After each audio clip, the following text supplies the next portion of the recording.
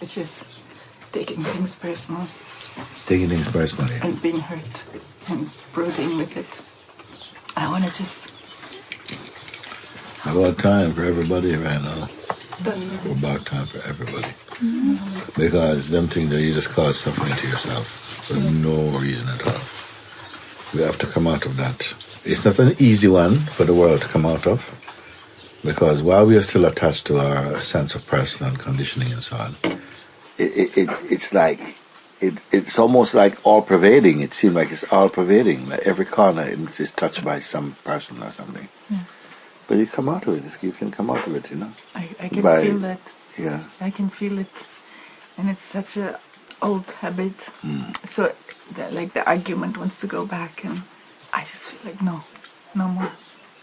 No more. Yeah, you can't just stop the fight.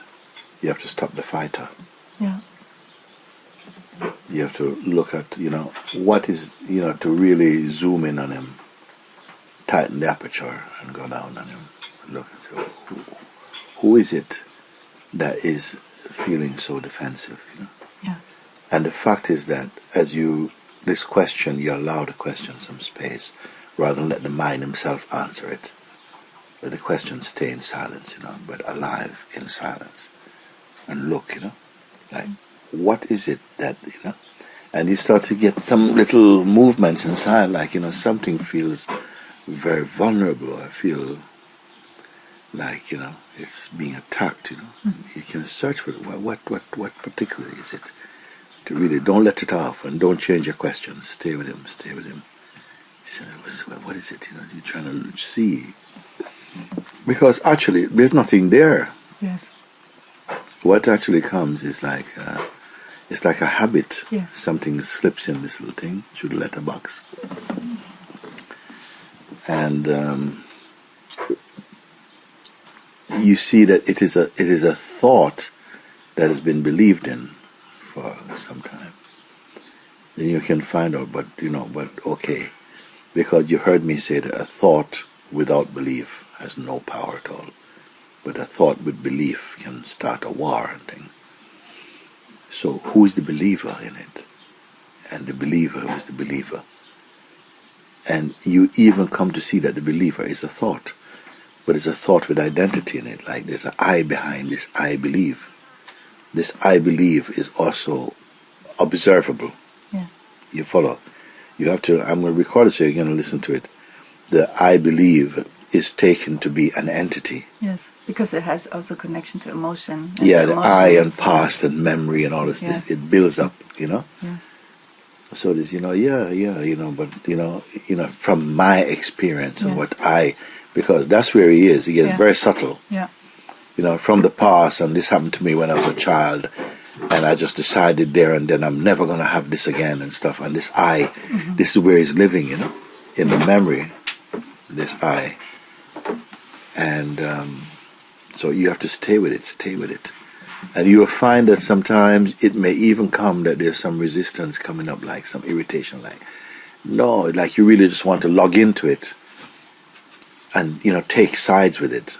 But you stay just in this observing space, which is not, it's not a room full of people, It's just intelligence looking. But if it can be seen, it's passing. It's like a cloud. It's a cloud. Some pass quick, some pass slow, but all are passing. And what knows that? What witnesses that? And you check in again, without trying to create an image. You say, well, actually, it's just automatically seen. It's just automatically known here. Yeah. And the sense of I feels right now. It's not personal. It's just like an intelligent ability or something. Sort of perceiving.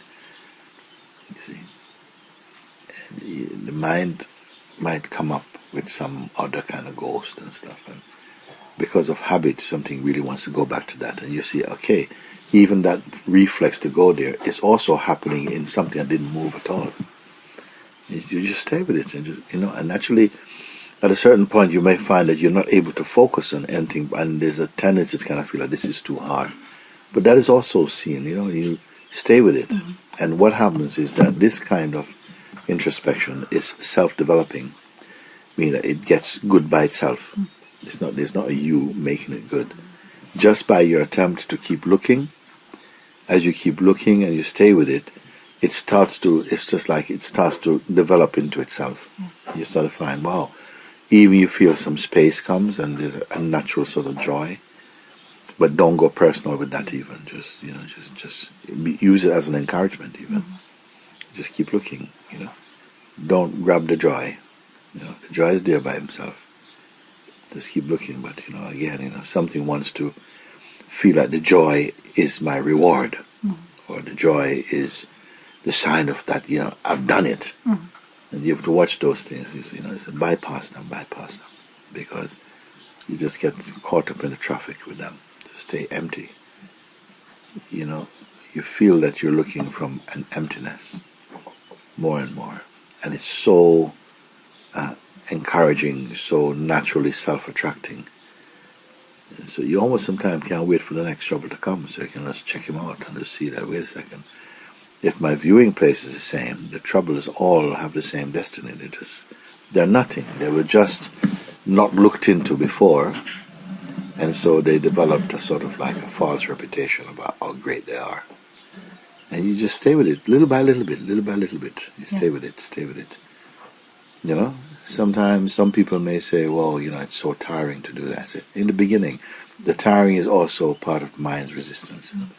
Just stay with it, and at some point it just kind of, it's just like, it can't hold itself together and just collapses into this spaciousness.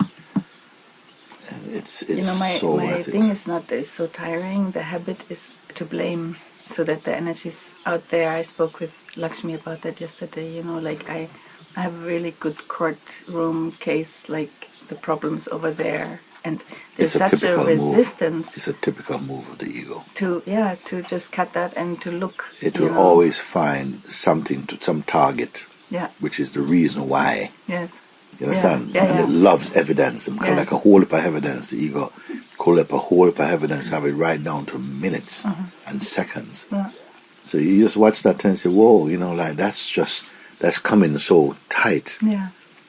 But when you see that, that examination is not an admission of the universal consciousness, for whom things like tight and better don't mean nothing at all.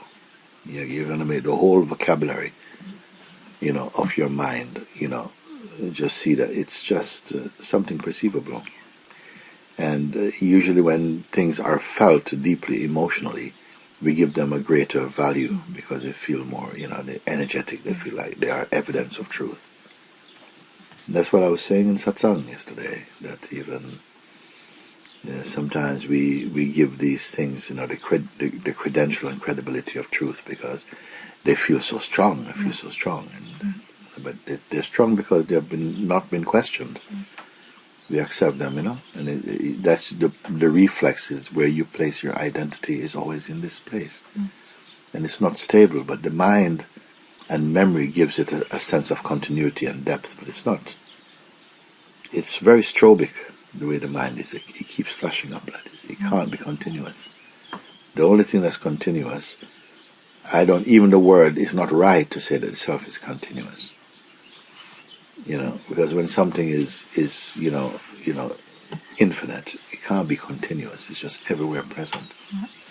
Now continue to go where? It's just perfect. But it starts like little small steps, You end up making huge leaps. But it's just to break that, status quo in the mind, because it's easy. You play this thing over and over again. It's easy if it's just to, Yeah. I feel now like a few days ago I sat with this thing the whole day. I had a day off and there was such a spaciousness, and now I feel almost like an excitement about I got him, it's like I got you, you're not gonna but then yesterday I slipped in again and you'll get him, but while you get him, get the ghetto. Get the ghetto too. And then get out of the ghetto. Thank you. This is You know, if some of these quintessential pointings, if you follow them, is that they are enough. They're so they're so wide in their impact. You know, it's amazing. You know, you can spend lifetimes trying to study techniques which the ego is going to carry out, but not really. Mm-hmm. But if you catch him, you understand. Where do you see it? What is ego like? The whole. When I say something like, you know,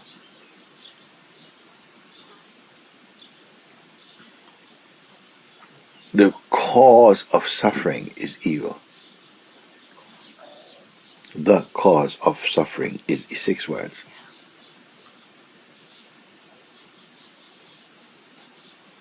And that the cure for suffering is the exposing that you're not the ego. If you really did that, that's a world solution because it covers every ground. Because everywhere ego touch. If you can understand what ego is. But by the time, you see, we are so deeply entrenched in our relationship with this false identity that we feel threatened to challenge him. And that's how it lives. We're so used to identifying ourselves in that mode that, you know, when you come to really look at it, something feels threatened. It's it that feels threatened. Mm-hmm. That's threatening. And because of our links with it for a long time, you feel like, you know, you take on all the symptoms like, oh God, I feel so tired, it's so difficult, and it's all your mind. You don't know the difference between your mind and you. Mm-hmm. You are not the thing, you are not the mind. You are before the mind. You're before the feelings. Before everything are there. You're before. And when all of them came, you never change you.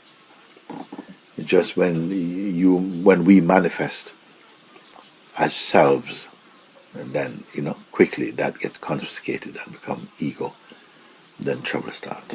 Only there trouble can start. When you stop him, trouble stop. You see, but that simple question to be fulfilled is a monumental leap, because you can only transcend something if you're desperately in need to. If you're just casually curious about it, no chance. You have to really, this is something you really have to fight for. Not a bloody fight. The ego will fight a bloody fight, because you see how much its virus is inside the functioning of the being. When you know, so even the being is not you.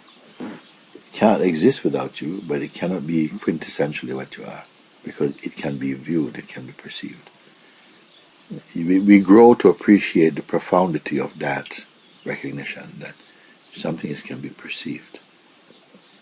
Does it share the reality of the perceiver? Only if the perceiver is interested in it, particularly. And then he shares reality with it. But if he can look without logging in and without wishing to be combined with it, then he stays pure. The whole thing, the whole world is suffering from becoming personal. Personal. It takes a little while to get out of it, but it can be done. And after all, it's not true. It's not true. And the truth is that you are what you're seeking. It makes you want to celebrate too early, but at least you know, wait a second, you mean I don't have to go and fix myself and undo all the wrong things I've done? I said, well, no, you couldn't anyway. You know what I'm saying? So now when you wake up, you know, you don't have to wake up from this part of the dream and that part. You wake up from the whole dream.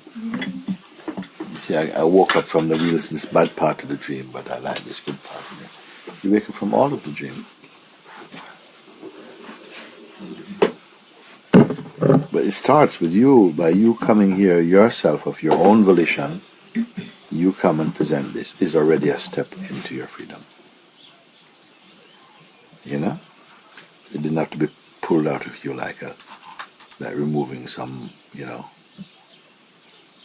molar. You know? you came volunteer and say, I want to be free of this tendency. And in one way I could put and say, well, you know something, if you understand, the freedom starts there, but now it's got to soak right through. Like if you throw a stone in the river, it's going to take a while before it drops to the bottom, but it can't not drop to the bottom. Yeah. You know? So you throw the stone in the river, and it has to soak in, it has to go down to the bottom. And so the understanding has to go right down into the bottom. It's good. I always admire and feel happy when people come and they say, yeah, I got this problem, you know, I think I'm giving too much attention to this. And so I say, really? Come sit down and let's take a look at that. Because I know how nice it is to be free of that. How nice it is to be free of that duppy. I read in one of the books from you, somebody asking you, why is it still hurting? And you said, hurting me, and you said, because there's still a me. And I can really, like, my whole attention is to identify what that is in me, this me. That means that's the dream. Yeah. It's a habit. Yeah. And I really don't. Well, that is a super card. Engage anymore. That's the super card. That is the passport inside. Yeah.